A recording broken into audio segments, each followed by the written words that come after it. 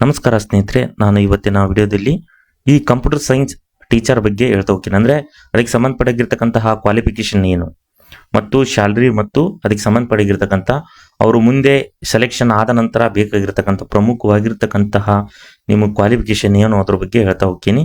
ನೋಡ್ಬೋದು, ಕೋಷ್ಟಕದ ತಿದ್ದುಪಡಿ ಕರ್ನಾಟಕ ಶಿಕ್ಷಣ ಇಲಾಖೆ ಸೇವೆಗಳು ಅಂದರೆ ಸಾರ್ವಜನಿಕ ಶಿಕ್ಷಣ ಇಲಾಖೆ ನೇಮಕಾತಿ ನಿಯಮಗಳು 1967 ಕೋಷ್ಟಕದ ಕ್ರಮ ಸಂಖ್ಯೆ 66A ರಲ್ಲಿ ಪದವೀಧರ ಪ್ರಾಥಮಿಕ ಶಿಕ್ಷಕರು ಅಂದರೆ 6ರಿಂದ 8ನೇ ತರಗತಿ ನಂತರದಲ್ಲಿ ಈ ಕೆಳಗಿನಂತೆ ಸೇರ್ಪಡೆಗೊಳಿಸತಕ್ಕದ್ದು ಅನ್ನೋದಾದರೆ ನೋಡ್ಬೋದು. ಇಲ್ಲಿ ಗಣಕ ವಿಜ್ಞಾನ ಶಿಕ್ಷಕರು 1ರಿಂದ 8ನೇ ತರಗತಿ ಅಂತ ನಾವು ಹೇಳ್ಬೋದು. ಇದಕ್ಕೆ ಸಂಬಂಧಪಟ್ಟಿರ್ತಕ್ಕಂಥ ಸ್ಯಾಲ್ರಿ 44,425 ರಿಂದ 83,700 ಆಗಿರ್ತಕ್ಕಂಥ ಸ್ಯಾಲ್ರಿ ಕೊಡ್ತಾರೆ ಅಂತ ಹೇಳ್ಬೋದು. ಎಷ್ಟು ಪೋಸ್ಟ್ಗಳು ಇದೆ ಅನ್ನೋದಾದರೆ 2,500 ಪೋಸ್ಟ್ಗಳಿಗೆ ಇವು ಪೋಸ್ಟ್ಗಳು ಇದಾವೆ ಅಂತ ಹೇಳ್ಬೋದು. ಅಂದರೆ ಕಂಪ್ಯೂಟರ್ ಆಗಿರ್ತಕ್ಕಂತಹ ಸೈನ್ಸ್ ಟೀಚರ್ ಅವರಿಗೆ ಅಂತ ಹೇಳ್ಬೋದು. ಇದಕ್ಕೆ ಸಂಬಂಧಪಟ್ಟಿರ್ತಕ್ಕಂಥದ್ದು ನೇರ ನೇಮಕಾತಿಯಿಂದ ಸರ್ಕಾರದಿಂದ ಕಾಲಕಾಲಕ್ಕೆ ರಚಿಸುವ ನಿಯಮಗಳ ಅನುಸಾರವಾಗಿ ಇದಕ್ಕೆ ಕ್ವಾಲಿಫಿಕೇಶನ್ ಕೊಡ್ತಾರೆ. ಮತ್ತು ಪ್ರಮುಖವಾಗಿ ಕಂಪ್ಯೂಟರ್ ಸೈನ್ಸ್ಗೆ ಸಂಬಂಧಪಟ್ಟಿರ್ತಕ್ಕಂಥದ್ದು ಏನು ಕ್ವಾಲಿಫಿಕೇಶನ್ ಏನು, ಬ್ಯಾಚುಲರ್ ಆಫ್ ದ ಸೈನ್ಸ್ ಅಂದರೆ ಗಣಕ ವಿಜ್ಞಾನ ಅಂದರೆ BS ಇನ್ ಕಂಪ್ಯೂಟರ್ ಸೈನ್ಸ್ ಅಥವಾ bachelor of the computer application ಅಂದರೆ BCA ಅಂತ ನಾವು ಕರಿತೀವಿ, ಅಥವಾ bachelor of the information technology ಅಂದರೆ BIT, ಅಥವಾ ಬ್ಯಾಚುಲರ್ ಆಫ್ ದ ಇಂಜಿನಿಯರಿಂಗ್ ಗಣಕ ವಿಜ್ಞಾನ ಅಂದರೆ BEಯಲ್ಲಿ CS ಮಾಡಿರಬೇಕು, ಅಥವಾ ಬ್ಯಾಚುಲರ್ ಆಫ್ ಟೆಕ್ನಾಲಜಿ ಅಂದರೆ ಗಣಕ ವಿಜ್ಞಾನ BTech ಮತ್ತು CS ಪದವಿ ಏನು ಮಾಡಿರತಕ್ಕಂಥದ್ದು ಅವರು ಈ ಎಕ್ಸಾಮ್ಗಳಿಗೆ ಕ್ವಾಲಿಫಿಕೇಶನ್ ಇದೆ ಅಂತ ಹೇಳ್ಬೋದು ಕಂಪ್ಯೂಟರ್ ಸೈನ್ಸ್ ಟೀಚರ್ ಅವರಿಗೆ. ನೆಕ್ಸ್ಟು ಬರೋದಾದರೆ ಮತ್ತು ಪ್ರಥಮ ಅಥವಾ ದ್ವಿತೀಯ ಭಾಷೆಯನ್ನಾಗಿ SSLCಯಲ್ಲಿ ಮತ್ತು PUCಯಲ್ಲಿ ಭಾಷೆಯನ್ನಾಗಿ ಕನ್ನಡವನ್ನು ಓದಿರ್ತಕ್ಕಂಥದ್ದು. ಅಂದರೆ ನೀವು ಕನ್ನಡ ಭಾಷೆಯನ್ನು SLCಯಲ್ಲಿ ಅಥವಾ PUCಯಲ್ಲಿ ಒಂದು ಭಾಷೆಯನ್ನಾಗಿ ಓದಿರಬೇಕು. ಅದು ಏನಪ್ಪ ಅನ್ನೋದಾದರೆ ಪ್ರಥಮ ಅಂತಂದರೆ first language or second language ಆಗಿ ನೀವು ಕನ್ನಡವನ್ನು ಅಧ್ಯಯನ ಮಾಡಿರಲೇಬೇಕು ಅನ್ನೋದು ಇದರ ನಿಯಮ ಅಂತ ನಾವು ಹೇಳ್ಬೋದು.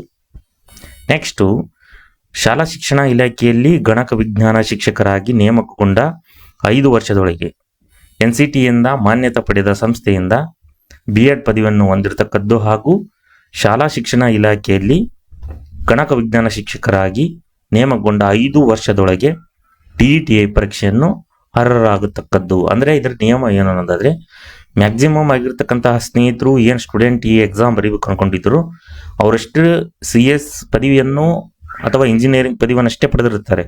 ಆದರೆ B.Ed ಪದವಿಯನ್ನು ಪಡೆದಿರಲಿಲ್ಲ ಮತ್ತು TETIಯನ್ನು ಯಾವುದೇ ಎಕ್ಸಾಮ್ ಬರೆದಿರಲಿಲ್ಲ. ಹಾಗಾಗಿ ಈ ವಿನಾಯಿತಿ ಏನಪ್ಪ ಅನ್ನೋದಾದರೆ ಇವರಷ್ಟು ಅಪ್ಲಿಕೇಶನ್ ಹಾಕಿದ ನಂತರ ಯಾರ್ಯಾರು ಸೆಲೆಕ್ಷನ್ ಮೆರಿಟ್ನಲ್ಲಿ ನಿಲ್ತಿರೋ ಸೊ ಈ ಎಕ್ಸಾಮ್ ಪಾಸ್ ಮಾಡಿ ಅವ್ರು ಕಂಪ್ಯೂಟರ್ ಸೈನ್ಸ್ ಟೀಚರ್ ಆಗ್ತಿರೋ ಅಷ್ಟರು ಅವ್ರು ಏನಪ್ಪ ಅನ್ನೋದಾದರೆ 5 ವರ್ಷದೊಳಗೆ ಟೈಮ್ ಕೊಡ್ತಾರೆ. ಅವರು B.Ed ಅನ್ನು ಕಂಪ್ಲೀಟ್ ಮಾಡಿರಬೇಕು ಆ ವಿಷಯದೊಂದಿಗೆ ಜೊತೆಗೆ, ಮತ್ತು TET ಪರೀಕ್ಷೆ ಕರ್ನಾಟಕ ಏನು TET ನಡೆಸ್ತಿತ್ತು ಆ ಪರೀಕ್ಷೆಯನ್ನು ಕೂಡ ಅವರು ಪಾಸ್ ಮಾಡಲೇಬೇಕಾಗುತ್ತದೆ. ಇದು ಏನಪ್ಪ ಅಂದರೆ ಈ ಸರ್ಕಾರದ ಕಾಲಕ್ಕೆ ಸಂಬಂಧಪಟ್ಟಿರ್ತಕ್ಕಂಥ ನಿಯಮಗಳು ತಿದ್ದುಪಡಿ ಏನು ಬಿಟ್ಟಿದ್ದಾರೋ ಅವರು. ಸೊ ಈಗ ಆ ಕಂಪ್ಯೂಟರ್ ಸೈನ್ಸ್ ಟೀಚರಿಗೆ ಅಪ್ಲಿಕೇಶನ್ ಹಾಕಬೇಕಾದ್ರೆ ಪ್ರಮುಖವಾಗಿರ್ತಕ್ಕಂಥ ಕ್ವಾಲಿಫಿಕೇಶನ್ ಓನ್ಲಿ ನೀವೇನು CS ಪದವಿ ಪಡೆದಿರೋ ಡಿಗ್ರಿಯಲ್ಲಿ BCA ಆಗಿರ್ಬೋದು, ಜನರಲ್ ಏನು ಇವೆಲ್ಲ ಅದಾವಲ್ಲ BIT, BSc ಕಂಪ್ಯೂಟರ್ ಸೈನ್ಸು ಮತ್ತು BTech CS ಏನು ಮಾಡಿದ್ರು ಅವರು ಅಷ್ಟೇ ಕ್ವಾಲಿಫಿಕೇಶನ್ ಸಾಕು. ಆದರೆ ನೀವೇನಾದರೂ ಎಕ್ಸಾಮ್ ಪಾಸ್ ಮಾಡಿದ ನಂತರ ಅಂದರೆ ಆ ಎಕ್ಸಾಮ್ ಅಪ್ಲಿಕೇಶನ್ ಹಾಕಿ ಸೆಲೆಕ್ಷನ್ ಆದರೆ ಮಾತ್ರ ನೀವು ಮೊದಲು ತಲೆ ಕೆಡಿಸಬೇಕು. ಈಗ ನೀವು ಅದನ್ನೇ ಏನಪ್ಪ ಅಂದರೆ ತಲೆ ಕೆಡಿಸಿನ ಅವಶ್ಯಕತೆ ಇಲ್ಲ ಅಂತ ಹೇಳ್ಬೋದು.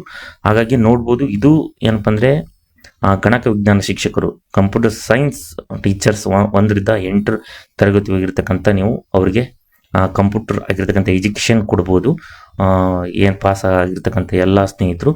ಜೊತೆಗೆ ಏನಪ್ಪ ಇದಕ್ಕೆ ಸಂಬಂಧಪಟ್ಟಿರ್ತಕ್ಕಂಥ ನೋಡ್ಬೋದು, ಪ್ರಮುಖವಾಗಿ ಏನು ಕಂಪ್ಯೂಟರ್ ಸೈನ್ಸ್ ಟೀಚರಿಗೆ ಓದಿರ್ತಕ್ಕಂಥದ್ದು ಗಣಕ ಯಂತ್ರ ಶಿಕ್ಷಕರಿಗೆ ನಮ್ಮಲ್ಲಿ ಪೇಪರ್ 1 ಪೇಪರ್ 2 ಸಂಬಂಧಪಟ್ಟಿರ್ತಕ್ಕಂಥ PDF ನೋಟ್ಸ್ ಅಂದರೆ ಕನ್ನಡ ಲ್ಯಾಂಗ್ವೇಜಸ್ ಆಗಿರ್ಬೋದು ಮತ್ತು ಇಂಗ್ಲೀಷ್ ಲ್ಯಾಂಗ್ವೇಜ್ನಲ್ಲಿ PDF ನೋಟ್ಸ್ಗಳಿವೆ.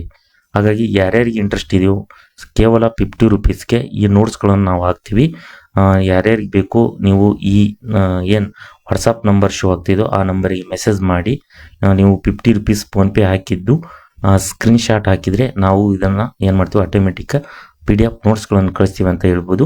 ಮತ್ತು ಪ್ರಮುಖವಾಗಿ ಡೈಲಿ ಇದಕ್ಕೆ ಸಂಬಂಧಪಟ್ಟಾಗಿರ್ತಕ್ಕಂಥ ಏನಾದರೂ ಅಪ್ಡೇಟ್ ಸಿಕ್ಕರೆ ನಾವೊಂದು ನೋಟ್ಸ್ ತಗೊಂಡವರು ಗ್ರೂಪ್ ಮಾಡ್ತೀವಿ. ಆ ಗ್ರೂಪ್ಗೆ ಜಾಯ್ನ್ ಆಗಿಸಿ ನಾವು ನೋಟ್ಸ್ಗಳನ್ನು ಹಾಕ್ತೀವಿ. ನಿಮಗೆ ಬೇಕಾಗಿರ್ತಕ್ಕಂಥ ನೋಟ್ಸನ್ನು ತೆಗೆದುಕೊಂಡು ಓದ್ಬೋದು ಅಂತ ಹೇಳ್ಬೋದು. ಹಾಗಾಗಿ ನಾವು ನೋಡೋಣ ಮುಂದಿನ ತರಗತಿಯಲ್ಲಿ ಈ ಶಿಕ್ಷಕರ ನೇಮಕಾತಿಗೆ ಸಂಬಂಧಪಟ್ಟಾಗಿರ್ತಕ್ಕಂಥ ಏನಾದರೂ ವಿಚಾರಗಳಿದ್ದರೆ ನಾನು ಅಪ್ಡೇಟ್ ಮಾಡ್ತಾ ಹೋಗ್ತೀನಿ ಅಂತ ಹೇಳ್ತೀನಿ. ಹಾಗಾಗಿ ಈ ತರಗತಿಯನ್ನು ಮುಗಿಸ್ತಿದ್ದೀನಿ. ಎಲ್ಲರಿಗೂ ಧನ್ಯವಾದಗಳು.